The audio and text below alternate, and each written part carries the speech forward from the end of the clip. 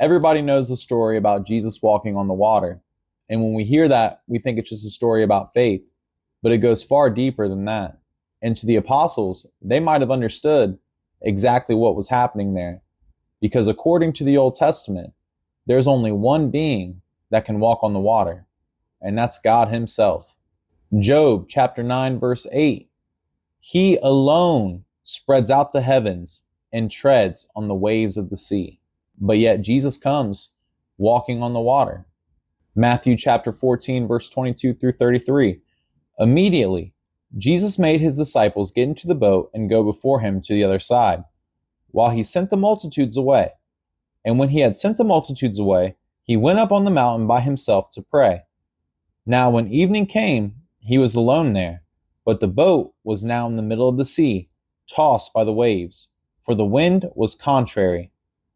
Now in the fourth watch of the night, Jesus went to them, walking on the sea. And when the disciples saw him walking on the sea, they were troubled, saying, "It is a ghost," and they cried out for fear. But immediately Jesus spoke to them, saying, "Be of good cheer. It is I. Do not be afraid." And Peter answered him and said, "Lord, if it is you, command me to come to you on the water." So he said, "Come." And when Peter had come down out of the boat, he walked on the water to go to Jesus. But when he saw that the wind was boisterous, he was afraid, and beginning to sink, he cried out, saying, "Lord, save me." And immediately Jesus stretched out his hand and caught him and said to him, "O you of little faith, why did you doubt?" And when they got into the boat, the wind ceased. Then those who were in the boat came and worshipped him, saying, "Truly, you are the Son of God." So the ones in the boat understood by him walking on the water, according to Job in the Old Testament, that he is God. Jesus himself is God. This passage is loaded with Old Testament imagery. In the Bible, the sea often represents chaos, destruction, death, and only God is the one who has authority over it. Psalm number 89, verse 9. You rule the raging of the sea. When its waves rise, you still them. In the Old Testament, the ancient Jewish writers understood that controlling the sea was something that only Yahweh could do. So when the disciples see Jesus walking on the water, it's not just another miracle. This is something that the Old Testament scriptures have already showed them. Only God can do this. But even though it's an act that only God can do, Peter is allowed to walk on the water with Jesus when he puts his trust in God. And that's the promises that our Lord gives us. We're not immortal. We're not going to have everlasting life. That's something that God has, and he shares it with us. Just like Jesus is sharing the walking on the water with Peter, that's what also Jesus shares with us with the resurrection. Jesus is the first fruit of the resurrection. And from him, all those who believe in him will be given the opportunity to resurrect again and live forever.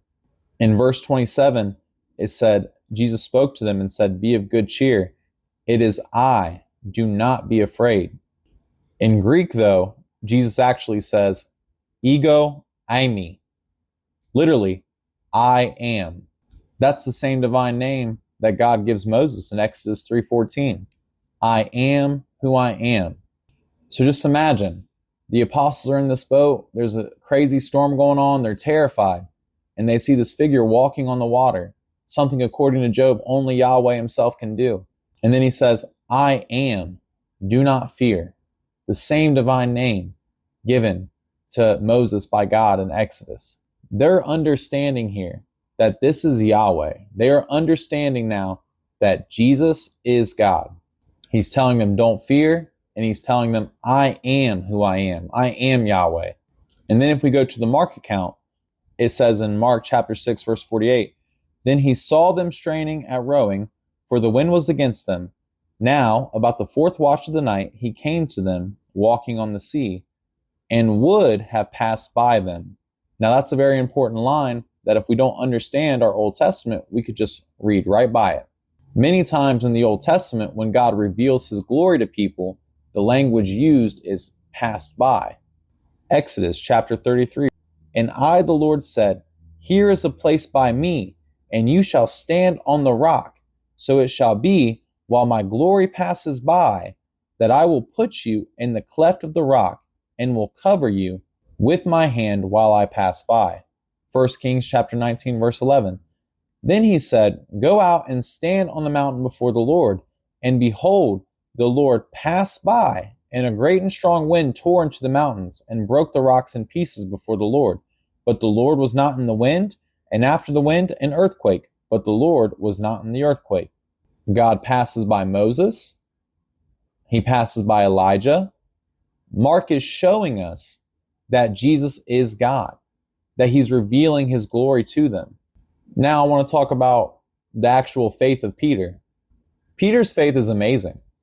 He did something that nobody else in the boat was willing to do. He's seen his Lord walking on the water, and he said, Lord, if it is you, allow me to walk out there with you. And then he stepped out of the boat. He put his trust in God. He put his faith in Jesus. He stepped out onto that water, believing that he would not sink, and he didn't.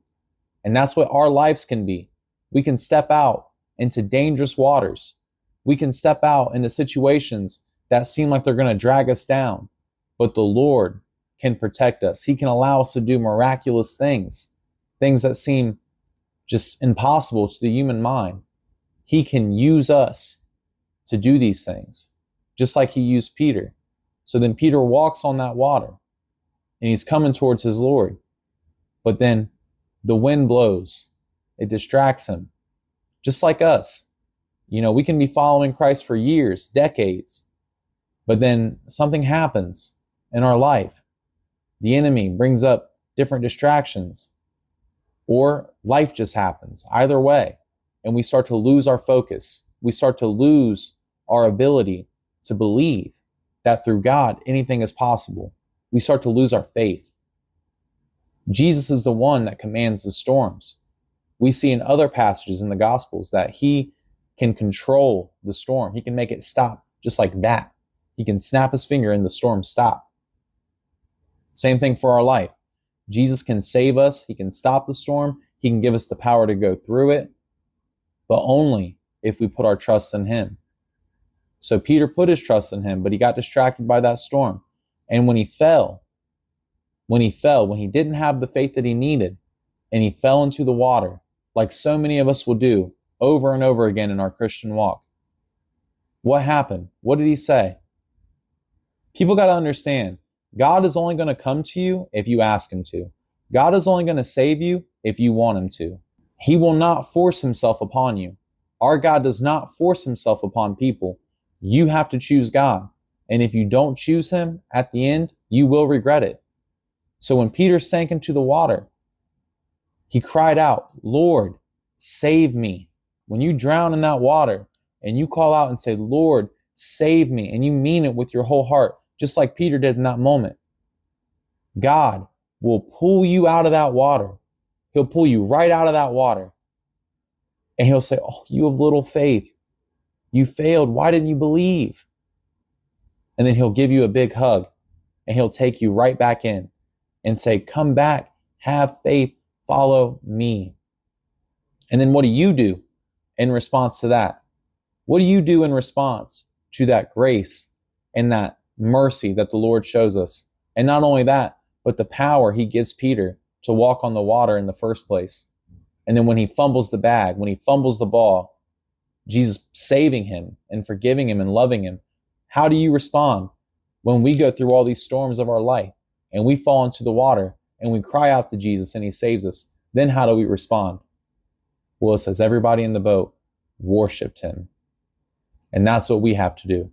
When we see what Jesus has done for us, when we see the impossibilities that he'll allow for us and the way that he'll save us when we come to him humbly, the only thing left is to worship him.